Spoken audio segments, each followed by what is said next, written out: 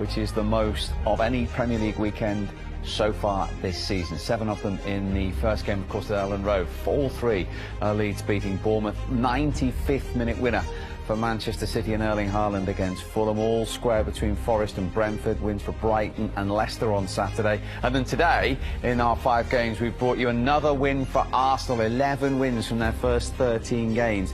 And a debut win for Unai Emery in his first game in charge of Aston Villa. 3-1 against Manchester United. Another one for Newcastle. 1 defeat in 17 games, but another crushing defeat for Southampton and Ralph Hasenhüttl.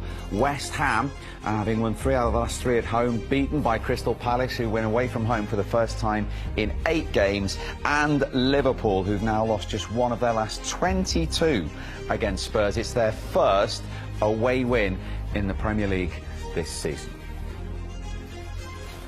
So, as I say, that reduces the gap between Liverpool and Spurs, as you can see, to 7 points. Earlier on, Manchester United missed the opportunity to close that gap on Tottenham as well. Newcastle nudged their way up to 3rd, so they finished the day in the top 3. And Arsenal, in the first game of the day, went back above the reigning champions, Manchester City, and have a 2-point lead at the top. Southampton had the opportunity to move out of the bottom 3. They've wasted that. They stay in the relegation zone along with Wolves and Nottingham Forest. West Ham stay 15th. Aston Villa up to 13th. Well played, Mo. Brilliant as a team in the first half, but did you have to pass a real test in the second? Yeah, I think we were lucky in the first half. We played football, to be fair. We managed to score 2 goals, and second half I think we could score, but we were unlucky, and the most important thing is we managed to get the 3 points. And if we start with the first half, the way the 2 teams matched up, then with the 3-5-2, were you very aware that you and Trent were the game for Liverpool, really? Yeah, we knew we had to kind of take the game. We knew if they went 3 at the back that, you know, me and Trent would have a lot of space, and it was up to us to, you know, try and, you know, capitalise on that. I think we've done that. I think we drove forward. We got, you know, these boys up front on the ball, and you know, they made the magic happen. We knew first half we had to get off to a good start. We've not done that well enough this season, especially away from home. And you know, over the season, Tottenham have been a bit slow starters, and they've been always better second half. So you know, luckily we had a 2-goal advantage, and we knew they were going to come with everything second half, and the boys stepped up to it. It was a real professional performance second half, and we dug in, and you know, we defended, you know, excellently. Mo, you really do make it look easy with your goals, but just tell us, for both of them actually, the first touches and with the second, that little touch with your knee as well, how important is all that to giving yourself a nice clean strike? Well, It's a mistake, that's why. No, I think it's important. You always try to control as small space as you could, because also in the box there is a few legs there. I think second half I could also do the same, but I wasn't. I think I was confident that if I shoot in one time, it's gonna go in. But I'm always trying to have the good first touch, because it's put me in a better position, and yeah, I managed to do that today. And you've sort of dedicated your career to tormenting Tottenham, haven't you? Ever since Basel, if I remember rightly. Yeah. Well, that's a good thing. They're a good one for you, though, aren't they? They're a good opponent. That's a good one. Yeah, it's always tough opponent here or when we play home, but I'm always focused in the game and try to make a difference with the team, and yeah, I did today.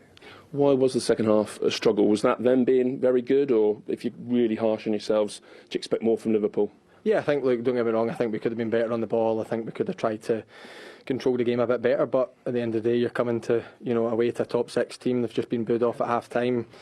They've got a manager that expects reactions, and I think they got that. You know, they were always going to be, you know, a bit more in our faces, but I think we stood up to it. Like I said, yeah, we could have been a bit better on the ball, could have got Mo on the ball a bit more, Darwin, Bobby, but it was about digging deep. These lads put in an unbelievable shift defensively. I thought the 2 centre-backs were unbelievable at the back, and you know, it was an all-round good performance. We played so well, and first half we played well on the ball. You know, second half we played really well off the ball. Mo, so many questions this season. What's going on at Liverpool? Is this week, this on the back of Napoli, is this the turning point now? Hopefully.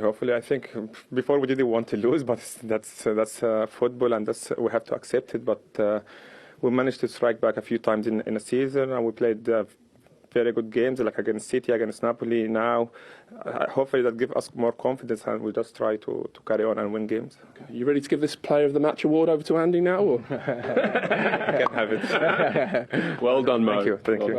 Well done. Thank you. Was in 17 in his career against Tottenham. Now you get clubs like that. And he was talking about his first touch there. I mean, yours wasn't bad over the years in that situation. In all seriousness, how important is that, and how big a part of his game in his finishing is that? Well, it's everything, really. Your first touch is everything. Knowing what's around you is one thing, but then taking a touch, you know, to work that out is the next thing. I mean, that touch wasn't bad to start with, just to set up the move. It really, you know, put Liverpool on the front foot. But it wasn't necessarily, you know, a touch and a finish in two separate movements. That was almost one movement with a touch on his back foot, and he didn't hardly plant his foot to sort of, as I say, it wasn't in two syllables type of thing. It was 1-2 straight off.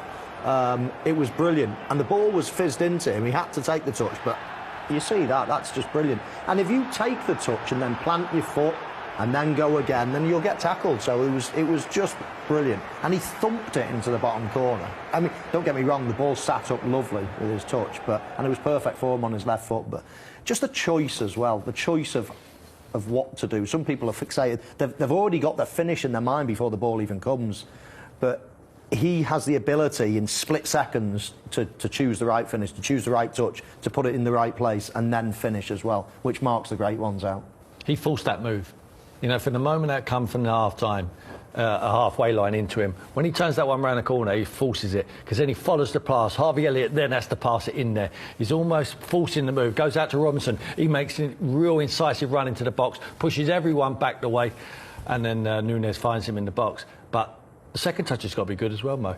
Yeah. I mean, Nunez's first touch is all right. His second touch ain't the best. So, yes, he's nothing without the first one, but Salah, it's a good news for Liverpool that he's back. It looks like he's back to his sharpness, because where's he been? You know, they need him. They need him now, and, you know, to push on after the World Cup for them would be outstanding. And he anticipated when Eric Dyer made the error for his second goal. He was on his toes. He was on his way. Yeah, but it was... As soon as this ball goes forward onto Eric Dyer's head, now look at Mo, look, you see, he knows he's there, so he should choose to head it up the field. But he continues with the same thing, but he puts that doubt in his mind, you know, and he takes his eye off it, because what Eric has seen in the corner of his eye is just the blur of red, and he knows it's Mo Salah. But now he panics, he takes his eye off it, hits him on the shoulder, and it falls perfectly for him. And his second touch there, off his knee, you know, off his thigh, you see it, it just nurtures it forward, and he entices Lloris. Look, now he comes, Lloris, you see him coming, he just sits him down, dinks it into the corner. This touch there, off his thigh, instinctive, you know, and he just sits, a little shimmy there he goes, sit down, and he just dinks it over the top of him. Fantastic. As I say, wonderful news, Mo, for Liverpool fans. It is. I mean, he's in decent form now, and I mean, that's repetition, what he did there, that finish, that touch, that finish, that little jink just to send Lloris down, you know, before he lifts it over him. All that happens in split seconds, and it's just repetition all the time. Because I've said it many times on this show, he was an average finisher at the start of his career. At Chelsea, at Bars, he was, you know, he missed so many chances.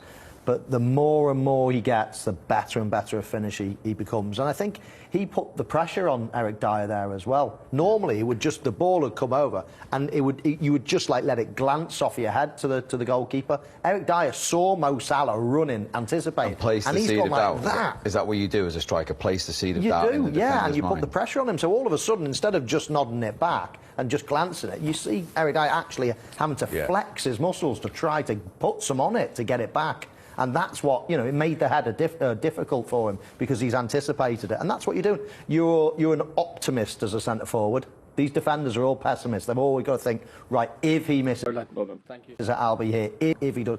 Whereas centre-forwards are always, he's going to miss it. He's going to miscue it or hit off his shot or something like that. You're always exploiting weaknesses and mistakes, and that's what Mo Salah does.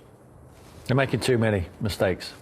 You know, Tottenham, you know, when it's crunch time, when, you know, it's just near at half-time, the last thing you want to do is concede a second goal there. You know, you've got to weigh up your options. I think he's going to miscue it or hit off his shot or something like that. You're always exploiting weaknesses and mistakes, and that's what Mo Salah does. They're making too many mistakes. You know, Tottenham, you know, when it's crunch time, when, you know, it's just near at half-time, the last thing you want to do is concede a second goal there. You know, you've got to weigh up your options. I think his choice was wrong there to head that back. He needs to head that up the field. I think Eric makes a poor error there. I was encouraged the way Tottenham come out in the second half and pushed it on. Liverpool, with Mo Salah now 14 goals in all competitions at this stage. That looks more like it, doesn't it? It does, yeah. And he's a consistent source of goals. I think centre forwards will always, you know, go through little patches, little dry patches. I mean, we covered the Arsenal game at the start of the day with Jesus. Yeah. You know, he's going through one at the moment, but he's still contributing. But everybody goes through these little quiet periods. But overall, you know, the first season he came to the Premier League, he scored all these goals, and people were thinking, that's got to be a flash in the pan. He can't do that. He's never, you know, he's not a good enough finisher to continue. And he's just done it year in, year out. OK, give or take 3-4 goals, you know, but every season he's a constant source of goals. So, I mean, you know, people like that worth their weight in gold. Let's talk to a man who's set a few up over the years. Thiago's waiting to speak to us live at the Tottenham Hotspur Stadium.